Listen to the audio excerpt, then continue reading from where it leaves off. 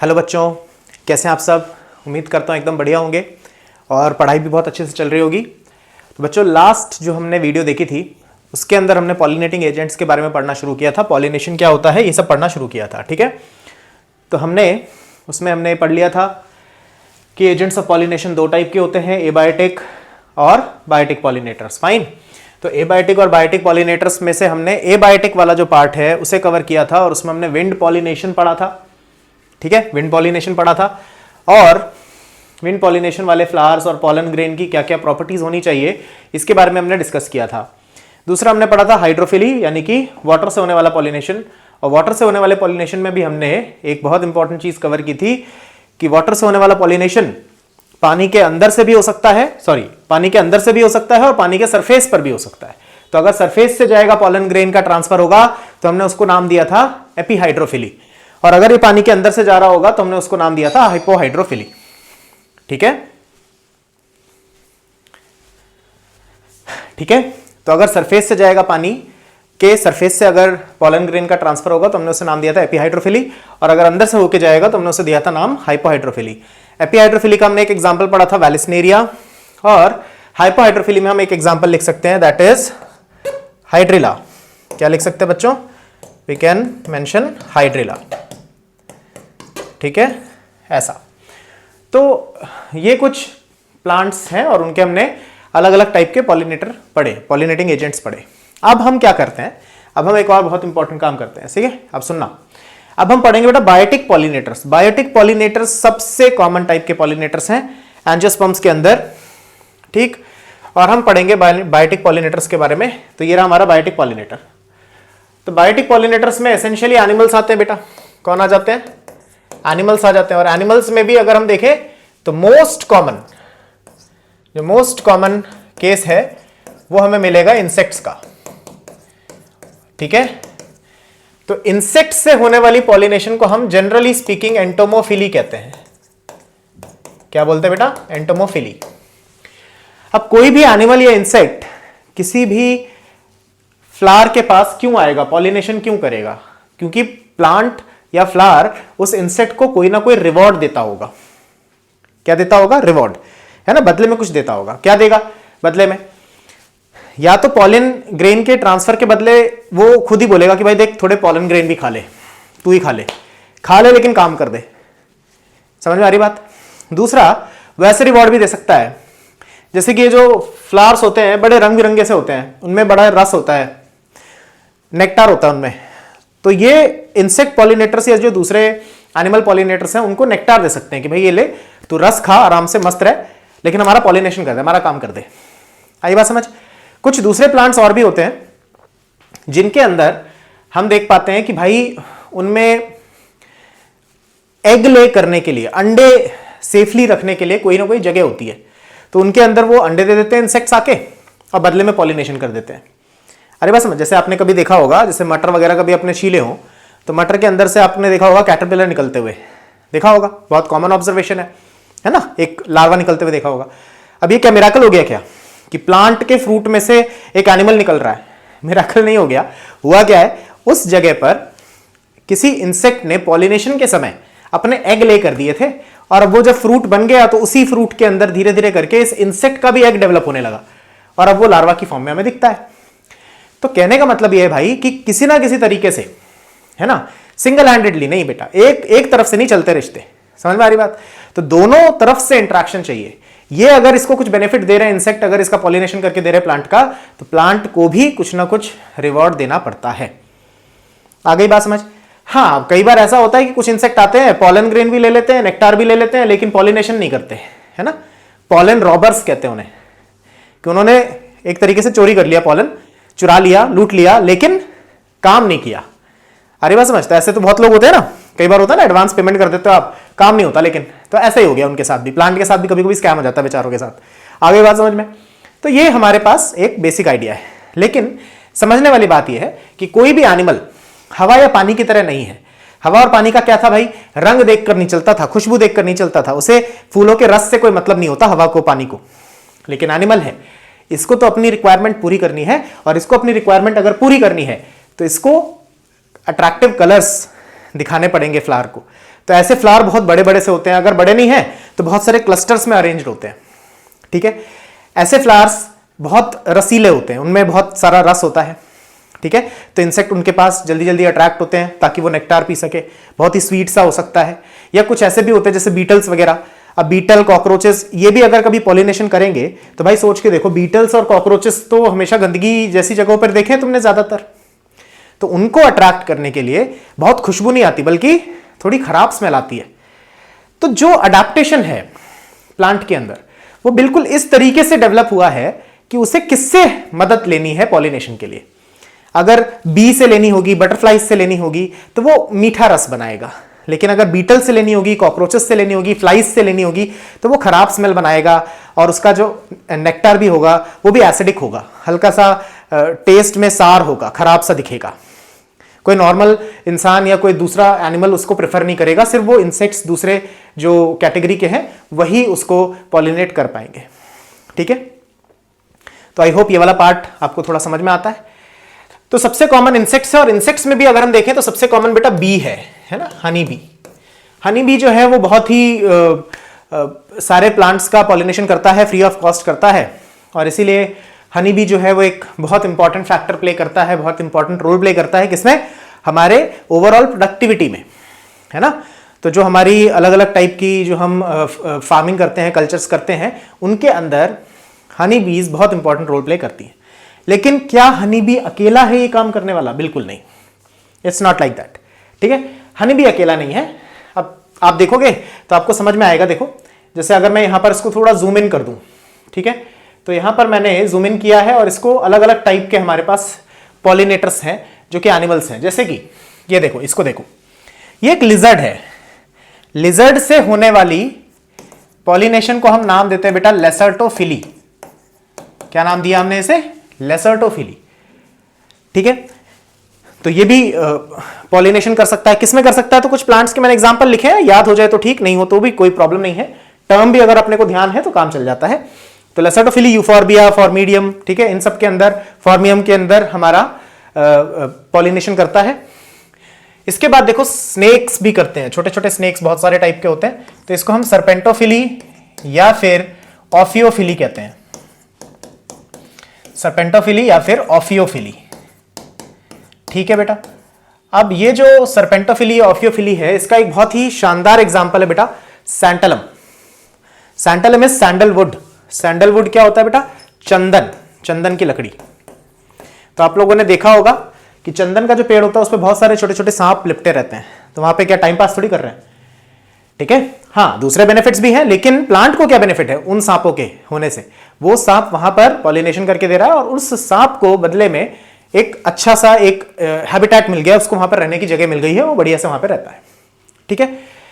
फिर भाई देखो ये हमारा करीबी है ना, प्राइमेट है, मंकी है, और मंकीज से होने वाले पॉलिनेशन को हम मैकैकोफिली भी कहते हैं। प्राइमेट्स भी कभी कभी पॉलिनेशन करते हैं, ठीक है। और ज्यादातर ट्रॉपिकल प्लांट्स है, traveller palm, monkey brush vine, इन सब के अंदर देखो ये बैठ के फूलों के ऊपर ही बैठ के कुछ खा पी रहा है, तो ऑब्वियस सी बात है कि एक आध फूल अगर ये खा भी गया तो बाकी के फूलों के साथ जब ये संपर्क में आएगा तो पॉलन ग्रेन इसके ऊपर आ जाएंगे और ये फिर पॉलन ग्रेन को आराम से दूसरे प्लांट्स तक लेके जा सकता है, ठीक है। तो ये भी काम कर सकता है एज अ पॉलिनेटिंग एजेंट। चलिए अब हम आगे बढ़ते हैं। ये देखो, ये भाई बहुत बढ़िया चीज है, चींटी है ये, दिस इज एंट। चींटियों से होने वाले पॉलिनेशन को हम नाम देते हैं मिर्मेकोफिली। मिर्मेकोफिली कहते हैं इसको। तो मिर्मेकोफिली अकेशिया के अंदर दिखता है, बबूल के अंदर, हनी ड्यू के अंदर। तो ऐसे बहुत सारे प्लांट्स हैं जिनमें चींटियां, तुम देखोगे कि फूलों के आसपास बहुत सारी चींटियां रहती है, तो वो चींटियां वहां से रस ले रही हैं और बदले में उन प्लांट्स को पॉलिनेट करके दे रही हैं, ठीक है। फिर हमारे पास भाई बहुत ही इंपॉर्टेंट बर्ड्स भी करती हैं पॉलिनेशन, ठीक है। जैसे छोटी छोटी बहुत सारी बर्ड्स होती है, हमिंग बर्ड हो गई, है ना, तो ये सब भी करती हैं। और किसमें करती हैं? बर्ड से होने वाले पॉलिनेशन को हम क्या बोलते हैं बेटा? हम नाम देते हैं ऑर्निथोफिली। क्या नाम दिया? ऑर्निथोफिली। ऑर्निथो टर्म यूज होता है बर्ड के लिए, है ना। Ornithology is the study of bird. Similarly macacophily के अंदर जो मैकैको टर्म है वो बंदरों के लिए यूज होता है फॉर मंकीज। मिर्मेको में myrmeco term is use for ants. तो सिमिलरली ऑर्निथोफिली। अब हिबिस्कस की कुछ स्पीशीज हैं एरिथ्रीनिया नाम का कॉरल ट्री है, ठीक है, बॉम्बैक्स का आपने नाम सुना होगा, सिल्क कॉटन, इन सब के अंदर बर्ड्स पॉलिनेशन कर सकती हैं। ठीक है, चलो हम अगले पे चलते हैं। अगला वाला जो हम देख पा रहे हैं वो है यहां पर देखो बैट, चमगादड़। चमगादड़ तक पॉलिनेशन करता है, आई बात समझ। अब चमगादड़ देखो, तुमने देखा होगा एक्टिव कब होते हैं, ये एक्टिव होते हैं जब सनसेट वाला टाइम होता है ना, ब्राइट लाइट नहीं होती उस समय। तो सनसेट वाले टाइम पे जब ब्राइट लाइट नहीं है तो मुझे एक बात बताओ, लाल और नीले फूल ज्यादा बढ़िया से दिखेंगे या जो थोड़े व्हाइट कलर के हैं, ब्राइट व्हाइट कलर के या हल्के येलो कलर के, वो सब ज्यादा दिखेंगे, है ना। रोशनी कम हो गई तो व्हाइट फ्लावर्स ज्यादा दिखेंगे ना। तो अगर रोशनी कम है और उस समय कोई पॉलिनेटिंग एजेंट एक्टिव हो रहा है तो वो पॉलिनेटिंग एजेंट लाइट कलर का होगा, उसमें काफी स्ट्रॉन्ग फ्रेग्रेंस होती है ना, ताकि ये आसानी से उसको ढूंढ पाए, उसकी तरफ अट्रैक्ट हो जाए। तो इसके अंदर एग्जाम्पल देखो क्या है, एक तो अगेव का पौधा है और एक मिशेलिया, चंपा, और इसको हम नाम क्या देते हैं, हम इसको नाम देते हैं chiropterophily. What do we call it, we call it chiropterophily. ठीक है, देन चलिए आगे बढ़ते हैं, एक और हम अभी के लिए पढ़ लेते हैं, दिस इज सी, ये एक स्नेल है, स्नेल। ठीक है, स्नेल, स्नेल देखा होगा, समझा होगा आपने। ठीक है, तो बहुत ही स्लगिश सा एनिमल होता है और शेल भी है इसके ऊपर, बहुत धीरे धीरे चलने वाला एनिमल है। अब एक बात बताओ यार, स्नेल से अगर तुम्हें पॉलिनेशन करवाना है और मैंने अपने फ्लावर को रख दिया बहुत ऊपर, तो भाई बहुत ऊपर रख दोगे तो ये स्नेल तो बेचारा वहां तक पहुंचने में ही जन्म लगा देगा पूरा। इसलिए स्नेल से होने वाली पॉलिनेशन में पहली बात ये कि फ्लावर्स बहुत ऊंचाई पर नहीं होते, थोड़े नीचे होते हैं, ताकि ये स्नेल आसानी से पहुंच सके। अरे बात समझ। बाकी इसको खाने पीने का कुछ हो सकता है, बहुत फ्रेग्रेंस वगैरह से इसको कोई मतलब नहीं है, तो इसको मेनली नेक्टार या कुछ ऐसी चीजें चाहिए होती हैं, तो वहां तक ये पहुंच जाता है। और इस टाइप के पॉलिनेशन को हम नाम देते हैं मेलाकोफिली। क्या नाम दिया बच्चा, मेलाकोफिली। ये बात समझ आई, तो दिस इज मेलाकोफिली। लेमना के अंदर होता है, ठीक है, डकवीड होते हैं लेमना, छोटे छोटे एंजियोस्पर्म्स हैं ये, और एरिसीमा नाम का भी एक प्लांट है, इनके अंदर हमारा स्नेल पॉलिनेशन करता हुआ मिलता है। ठीक है, तो ये सारी बातें हो गई पॉलिनेशन के बारे में। अब कई बार क्या होता है ना कि फ्लावर बहुत बड़े बड़े इन्फ्लोरेसेंस के अंदर अरेंज होते हैं, जैसे अमॉर्फोफैलस नाम का एक प्लांट होता है। अमॉर्फोफैलस जो है, इसके बारे में हमारी बुक लिखती है कि flower itself is 6 feet, 6 feet का फ्लावर है, फ्लावर नहीं है एक्चुअली, बहुत सारे फ्लावर्स का क्लस्टर है वो। ठीक है, इन्फ्लोरेसेंस है पूरा, और वो काफी बड़ा सा हो जाता है। तो बड़ा सा हो जाता है तो फिर अट्रैक्टिव दिखता है, तो इंसेक्ट और बाकी के पॉलिनेटर्स उसकी तरफ अट्रैक्ट होते हैं। आ गई बात समझ। तो ये सारे हमारे बायोटिक पॉलिनेटर्स हैं। आई होप ये बात आपको थोड़ी थोड़ी समझ आ गई होगी। और अब देखो इतना ही है, अब इससे ज्यादा अपने को इसके बारे में बहुत ज्यादा परेशान होके, ठीक है, चीजों को टेंशन में लेके करने की जरूरत नहीं है, इतने से हमारा काम अच्छा खासा हो जाता है। ठीक है, तो एक ही पेज पर हमारे सारे बायोटिक पॉलिनेटर्स आ गए हैं। अच्छा, अब एक बड़ा ही इंपॉर्टेंट और इंटरेस्टिंग सर हमारे पास टॉपिक है, पॉलिनेशन से ही रिलेटेड है। देखो, आप लोगों ने नॉर्मली जो तुम देखते हो फ्लावर्स, वो फ्लावर्स ऐसे होते हैं कि भाई बड स्टेज में होते हैं, और जैसे जैसे टाइम बीतता जाता है वैसे खिल जाते हैं। अब अगर फ्लावर खिल गया है, खुल गया है, तो खुल गया तो बाहर से पॉलन आने के भी चांसेस है, और इसका खुद का पॉलन भी बाहर जाने के चांसेस है अगर बाइसेक्सुअल फ्लावर है तो। लेकिन कुछ फ्लावर्स ऐसे होते हैं भाई, मैच्योरिटी पे भी बंद ही रहते हैं, वो खिलते ही नहीं है कभी, they remain in the bud stage, bud stage में ही रह जाते हैं, कभी नहीं खिलते। ठीक है, तो इस बेसिस पे फ्लावर्स 2 टाइप के होते हैं। देखो, flowers are of 2 different types on this basis. ठीक है, एक जिसे हम बोलते हैं चास्मोगैमस फ्लावर, और दूसरा जिसे हम बोलते हैं क्लिस्टोगैमस फ्लावर। ठीक है, तो चास्मोगैमस फ्लावर ऐसा होता है जो खिल जाता है, जैसे ये दिख रहा है खिला हुआ। लेकिन क्लिस्टोगैमस फ्लावर देखो ऐसे बड स्टेज में ही रह गए, ये पूरे बड स्टेज में ही रह गए, ये पूरा। आ रही बात समझ में, ये बड स्टेज में ही रह गया बेचारा, खिला ही नहीं है। तो इससे सर फायदा या नुकसान क्या है भाई? देखो, पहली चीज तो ये समझो कि अगर हम बात करें चास्मोगैमस फ्लावर की, तो इसके अंदर क्या ऑटोगैमी पॉसिबल है? बिल्कुल पॉसिबल है सर, क्यों नहीं पॉसिबल है? जीटनोगैमी भी पॉसिबल है। जीटनोगैमी, ऑटोगैमी, बेटा अगर ये सब अभी तक पढ़ा नहीं है तो ये पिछली वीडियो में है, फटाफट जाओ देख डालो। ठीक है, बिल्कुल छोटी सी क्रिस्प वीडियो है, एकदम टू द पॉइंट वीडियो है, काम की है, सारी चीजें कवर्ड हो गई हैं, आप आराम से जाए देखें एक बार, ठीक है। तो ऑटोगैमी, जीटनोगैमी, और हमारे पास क्या जीनोगैमी इसमें पॉसिबल है? बिल्कुल पॉसिबल है। तो तीनों टाइप के पॉलिनेशन इसके अंदर पॉसिबल है। तो अगर तीनों टाइप की पॉसिबिलिटी है यहां पे, तो तुम्हें पता है कि भाई जीनोगैमी तो जेनेटिक वेरिएशन लेकर आता है, तो इसमें जेनेटिक वेरिएशन की पॉसिबिलिटी है। इसके अंदर जेनेटिक वेरिएशन की पॉसिबिलिटी है। लेकिन भाई ये तो खिल ही नहीं रहा क्लीस्टोगैमस, तो क्लीस्टो में ये जो क्लीस्टो का मतलब ही होता है क्लोज्ड, क्लीस्टो मतलब ही क्लोज्ड। तो जो चीज क्लोज्ड है वो खिल ही नहीं रही है, तो उसके अंदर बेटा मुझे एक बात बताओ, क्या जीनोगैमी पॉसिबल होगी? जीनोगैमी पॉसिबल नहीं होगी। क्या जीटनोगैमी पॉसिबल होगी? जीटनोगैमी भी पॉसिबल नहीं होगी। क्या ऑटोगैमी पॉसिबल होगी? हां सर, अगर ये बाइसेक्सुअल फ्लावर है तो ऑटोगैमी डेफिनेटली पॉसिबल है। तो अगर ऑटोगैमी ही अकेला हो रहा है तो क्या जेनेटिक वेरिएशन आएगा क्या? अरे बोलो भाई, जेनेटिक वेरिएशन नहीं आएगा, नहीं आएगा। तो क्लीस्टोगैमी का एक डिसएडवांटेज क्या है अगर कोई पूछेगा, तो हम ये बता सकते हैं कि क्योंकि ये हमेशा ऑटोगैमी ही शो करता है, इसलिए इसमें जेनेटिक वेरिएशन नहीं आता। दिस इज द लिमिटेशन, ठीक। लेकिन एक दूसरी इंपॉर्टेंट बात क्या है, इसका एक एडवांटेज भी है। ये तो हो गया भाई डिसएडवांटेज,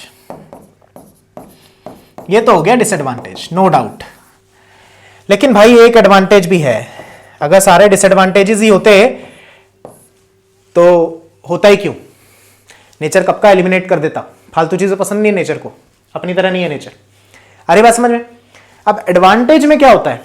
एडवांटेज इसका यह है कि क्योंकि ये फ्लावर कभी खिलता नहीं, अंदर ही रहता है, तो इसी का पॉलन इसी के स्टिग्मा पे बार बार गिरता रहेगा। तो सर ये तो डिसएडवांटेज हो गया ना। बिल्कुल, लेकिन बेटा ये खिल रहा है, इसको जीनोगैमी के लिए किसी ना किसी पॉलिनेटिंग एजेंट पे डिपेंड करना पड़ेगा, इसको नहीं करना पड़ेगा। यही एडवांटेज है, यही फायदा है इसका, कि अगर कोई पॉलिनेटिंग एजेंट अवेलेबल नहीं हो पा रहा, तब भी एक चीज की गारंटी है कि पॉलिनेशन तो होगा, सीड तो बनेगा, फ्रूट तो बनेगा। यही फायदा है इसका। क्लीस्टोगैमी का एक सिंगल एडवांटेज क्या हो गया बेटा? क्लीस्टोगैमी का एक सिंगल एडवांटेज हो गया कि ये अश्योर्ड पॉलिनेशन करवाता है। इट शो अश्योर्ड पॉलिनेशन, ठीक है। पॉलिनेशन होगा ही होगा, and seed formation, seed formation भी होगा ही होगा। ये बात आई समझ में? तो ये एक एडवांटेज है। अच्छा आप मुझे एक बात बताओ, जब इसको पॉलिनेटिंग एजेंट से कोई मतलब ही नहीं है, तो इसकी लोकेशन कहां होनी चाहिए? ऊंचाई पर या कहीं पे भी चलेगा? नीचे वीचे कहीं पे, इधर उधर कहीं भी लगा दो यार, पॉलिनेटिंग एजेंट की जरूरत है नहीं। तो इसलिए क्लीस्टोगैमस फ्लावर जनरली ये जियोफिलस होते हैं। जियोफिलस बोलने का मतलब क्या हो गया? जियोफिलस बोलने का मतलब हो गया बेटा कि ये जमीन के पास होते हैं, बहुत ऊंचाई पर नहीं होते, ठीक है। अब एक और बात बताओ कि क्या किसी प्लांट में ऐसा हो सकता है कि सिर्फ क्लीस्टोगैमस ही हो? सिर्फ क्लीस्टोगैमस तो होना थोड़ा नुकसान वाला काम हो जाएगा। हां, एडवांटेज जरूर है, पर डिसएडवांटेज भी भारी है इसका। इसीलिए जनरली जो हम एग्जांपल्स लिखते हैं क्लीस्टोगैमस फ्लावर्स के, उनमें कुछ फ्लावर्स चैस्मोगैमस भी होते ही हैं, चैस्मोगैमस भी होते ही हैं। तो हम एग्जांपल लिख लेते हैं अभी के लिए। एक एग्जांपल हम लिख रहे हैं बेटा ओक्सालिस, एक हम एग्जांपल लिख रहे हैं कॉमेलिना, ठीक है। तो ये दोनों ही एग्जांपल्स हमारे ऐसे एग्जांपल्स हैं जिनमें दोनों टाइप के फ्लावर्स होते हैं, चैस्मोगैमस भी, क्लीस्टोगैमस भी। चैस्मोगैमस के अंदर जीनोगैमी पॉसिबल हो पाती है, और अगर कोई पॉलिनेटिंग एजेंट नहीं मिला तो भी इन प्लांट्स के अंदर फ्रूट बनता है, सीड बनता है। क्यों? क्योंकि इनके अंदर क्लीस्टोगैमस फ्लावर भी होता है, ठीक है। तो आई रियली होप ये वाला पार्ट आपको क्लियर हुआ होगा। आप इस वाले पार्ट को आराम से एक बार बुक से रीड करें, ठीक है। और biotic, abiotic, pollination, pollinating agents, ये सारी चीजें आराम से पढ़ें। इसके आगे हम ये पढ़ेंगे कि पॉलन ग्रेन के ट्रांसफर होने के बाद क्या क्या चेंजेस आते हैं प्लांट्स में, और कैसे फर्टिलाइजेशन और एम्ब्रियो का डेवलपमेंट और ये सभी चीजें होती हैं, ठीक है। तो हम बहुत ही स्टेडिली, धीरे धीरे करके, छोटे छोटे पीसेस में इस पूरे टॉपिक को कवर करने वाले हैं। तो अगर आप चैनल पर नए हैं, सब्सक्राइब करें, अपने दोस्तों के साथ शेयर करें। अगर आपको ये कंटेंट अच्छा लग रहा है तो पूरी तरीके से सपोर्ट करें, ठीक है। और पूरा सिलेबस आपका यहीं पे कवर हो जाएगा, एनसीईआरटीज प्लस लेक्चर प्लस आपको मैं डाउट सपोर्ट के लिए एक जल्दी ही टेलीग्राम चैनल बना दूंगा और सभी वीडियोस के डिस्क्रिप्शन में डाल दूंगा उसकी लिंक। आराम से आप लोग ज्वाइन करें और जो भी अपने डाउट्स हैं, क्वेरीज हैं, आप मुझे कमेंट के थ्रू बता सकते हैं, तो हम उस पर और भी काम करेंगे। ठीक है, तो कीप वॉचिंग, कीप लर्निंग, अच्छे से पढ़ते रहिए और मिलते हैं नेक्स्ट वीडियो में। Bye, take care.